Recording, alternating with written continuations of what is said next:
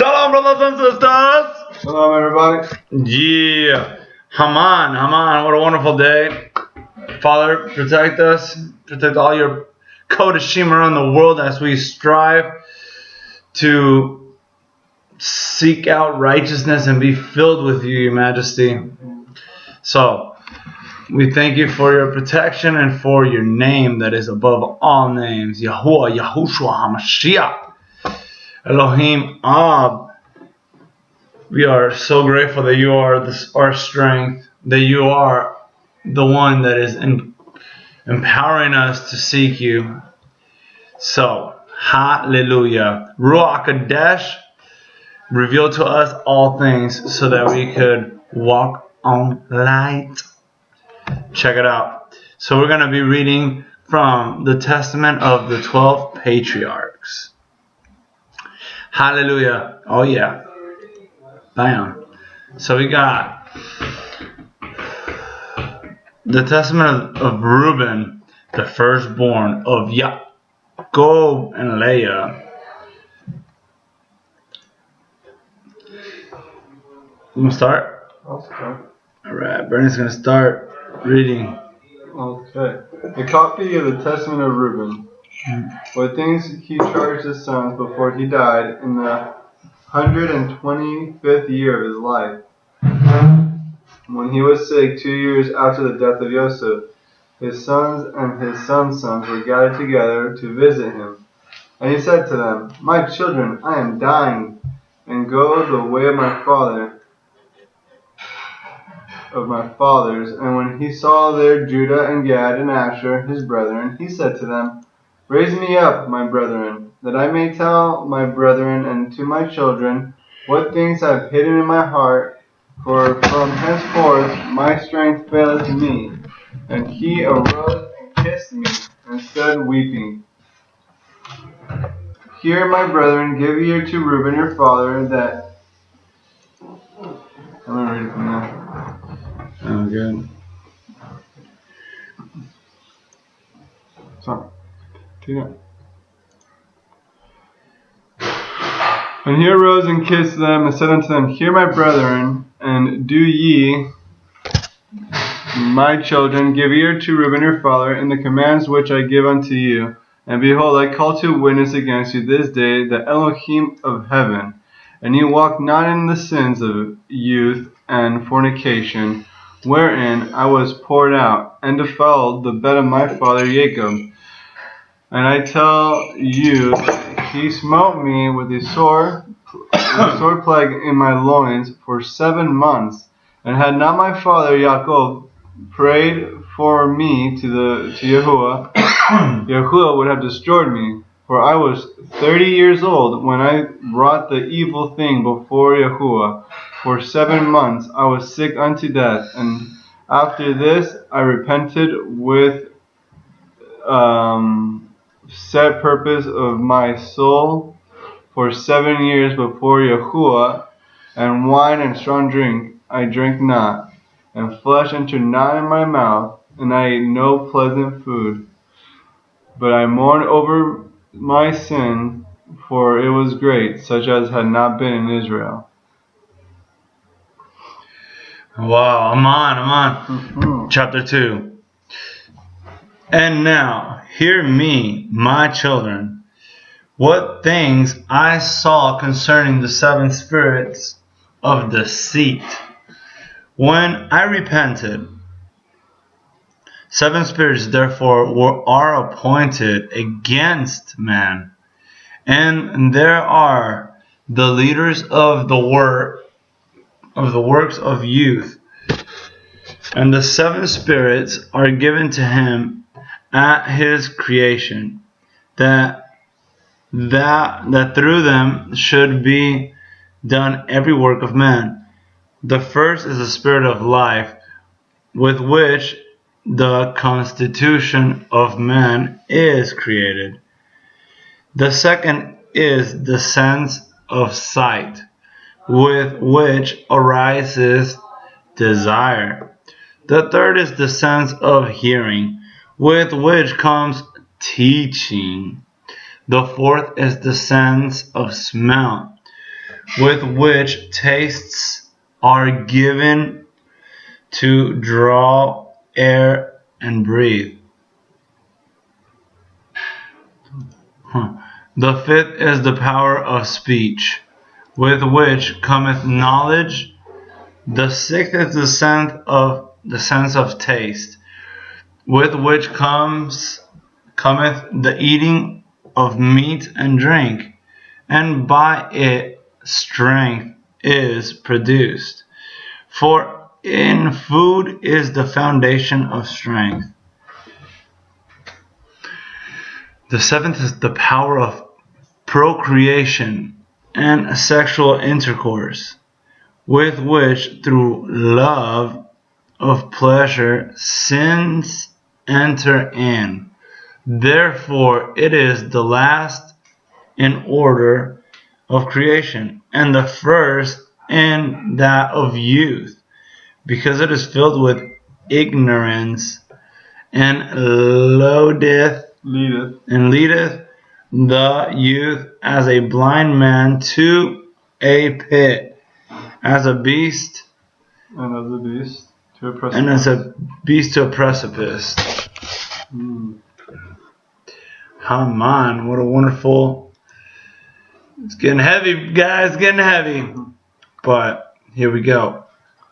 Besides all these, Chapter 3, verse 1. Besides all these, there is an eighth spirit of sleep, with which is brought about the trance of nature and the image of death. With these spirits are mingled the spirits of error. First, the spirit of fornication is seated in the nature and in the senses. The second, the spirit of insatiableness in the belly. The third, the spirit of fighting in the liver and gall. The fourth is the spirit of obsequiousness, I don't know what that means, and chicanery, that through officious attention one might be fair in seeming. The fifth is the spirit of pride, that one may be boastful and arrogant. The sixth is the spirit of lying, in perdition and jealousy, to practice deceits, and concealment from kindred and friends. The seventh is the spirit of injustice, with which are thefts and acts of rapacity, that a man may fulfill the desire of his heart. For injustice worketh together with the other spirits by taking of gifts. And with all these the spirit of sleep is joined, which is that of error and fantasy, and so perish every young man, darkening his mind from the truth, and not understanding the law of Elohim, nor obeying the admonitions of his father, as befell me also in my youth. And now, my children, love the truth, and it will preserve you. Hear the words of Reuben your father. Pay no heed to the face of a woman, nor associate with another man's wife, nor meddle with affairs of womankind. For had I not seen Leah bathing in a covered place, I had not fallen into this great iniquity. For my mind, taking in the thought of the woman's nakedness, suffered me not to sleep until I had wrought this abominable thing. For while Jacob, our father, had gone to Isaac, his father, when we were in Eder, near to Ephrath in Bethlehem, Leah became drunk, and was asleep uncovered in her chamber. Having therefore gone in and beheld nakedness, I wrought the impiety without her. Receiving it and leaving her asleep, I departed. And forthwith an angel of Elohim revealed to my father concerning my impiety, and he came and mourned over me and touched her no more. Did he just look at her? No. He got in. Alright. Oh, whoa. Incredible. Chapter 4. I'm glad Reuben is totally repenting and teaching his children the truth instead of leading them astray. Yeah, exactly. Repentance. And that's why in Revelations it names all the tribes, because Reuben repented. All right, chapter 4. Pay no heed, therefore, my children. I can't say it like that. Pay no heed, therefore, my children, to the beauty of woman, nor set your mind on their affairs, but walk in singleness of heart, in the fear of Yahuwah, and expend labor and do good works. On good works. And expend labor on good works, and on study and on your flock, until Yahuwah gives you a wife from whom he will, that ye suffer not as I did. For until my father's death I had no boldness to look in his face, or to speak to any of my brethren, because of the reproach. Even until my conscience caused me. Even until now, my conscience causeth me anguish on account of my impiety.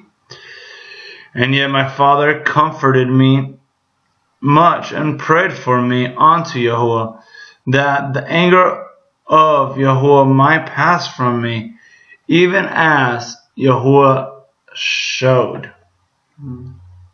And henceforth until now I have been on my guard and sinned not. Therefore, my children, I say unto you, observe all things whatsoever I command you, and ye shall not sin. For a pit unto the soul is the sin of fornication, separating it from Elohim and bringing it near to idols, because it deceiveth the mind and understanding, and leadeth young men into Hades before their time. For many hath fornication destroyed, because though a man be old or noble, or rich or poor, he bringeth reproach upon himself with the sons of men, and derision with Beliar. For ye heard regarding Joseph, how he guarded himself from a woman, and purged his thoughts from all fornication, and found favor in the sight of Elohim and man. For the Egyptian woman did many things unto him, and summoned magicians, and offered him love potions, but the purpose of his soul admitted no evil desire. Therefore the Elohim of your fathers delivered him from every evil and hidden death. For if fornication overcomes not your mind, if fornication overcomes not your mind, neither can Beliar overcome you. Beliar is like Belial, right? Yeah, it's like Satan. The wicked one. Yeah, the wicked one. Right. That's incredible. Chapter 5. Yes, sir. And today, like how you say, like he took in the nakedness of that woman. Bila. Yeah. Well, that's why today you have constantly, everywhere you go, you have billboard, you have TV that's always presenting all this nakedness into your face. You gotta cut that off from you and run from it. Father, forgive us and give us the strength to guard our eyes, to put judges on our eyes and on our ears and on our mouth. Amen. Have compassion on our little ones who are taking this in without even knowing it. Right. And shield them, Father. Amen. For evil or chapter 5. For evil are women, my children, and since they have no power or strength over man, they use wiles by outward attractions, that they may draw him to themselves, and whom they cannot bewitch by outward attraction. Him they overcome by craft. For moreover, concerning them, the angel of Yahuwah told me and taught me that women are overcome by the spirit of fornication more than men, and in their heart they plot against men. And by means of their adornment they deceive first their minds, and by the glance of the eye instill the poison. And then through the accomplished act that they take them captive. For a woman cannot force a man openly, but by a harlot's bearing she beguiles him. Flee therefore fornication, my children, and command your wives and your daughters that they adorn not their heads and faces to deceive the mind. Because every woman who useth these wiles hath been reserved for eternal punishment. For thus they allured the watchers who were before the flood. For as these continually beheld them, they lusted after them, and they conceived the act in their mind. For they changed themselves into the shape of men, and appeared to them, and when they were with their husbands, and the women lusting in their minds after their forms, gave birth to giants, for the watchers appeared to them as reaching even unto heaven. Oh, deceitful. All right, chapter 6. Beware therefore of fornication. And if you wish to be pure in mind, guard your senses from every woman. And command the woman likewise not to associate with men, that they also may be pure in mind. For constant meetings, even though the ungodly deed be not wrath, or are to them an irremediable disease, and to us a destruction of Beliar, and an eternal reproach. For in fornication there is neither understanding nor godliness, and all jealousy dwelleth in the lust thereof. Therefore then I say unto you, ye will be jealous against the sons of Levi, and will seek to be exalted over them, but ye shall not be able, for Elohim will avenge them, and ye shall die by an evil death. For to Levi Elohim gave the sovereignty, and to Yehuda with him, and to me also, and to Dan and Joseph, that we should be for rulers.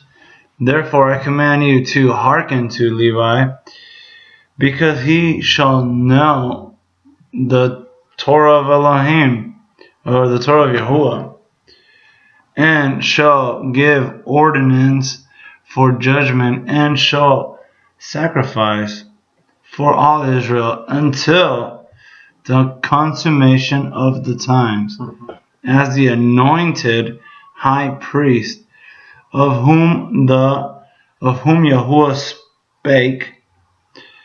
I adjure you by Elohim of heaven to do truth, each one unto his neighbor, and to entertain love, each one for his brother. And draw ye near to Levi in humbleness of heart, that ye may receive a blessing from his mouth. For he shall bless Israel and Yehuda, because him hath Yahuwah chosen to be king over all the nation, and bow down before his seed. For on our behalf it will die in wars, invisible and visible, no, visible and invisible, and will be among you an eternal king. Chapter 7. And Reuben died, having given these commands to his sons, and they placed him in a coffin until they carried him up from Egypt and buried him in Hebron in the cave where his father's was. Hallelujah. Amen. That was the testament of Reuben. Yabaruk. Yeah.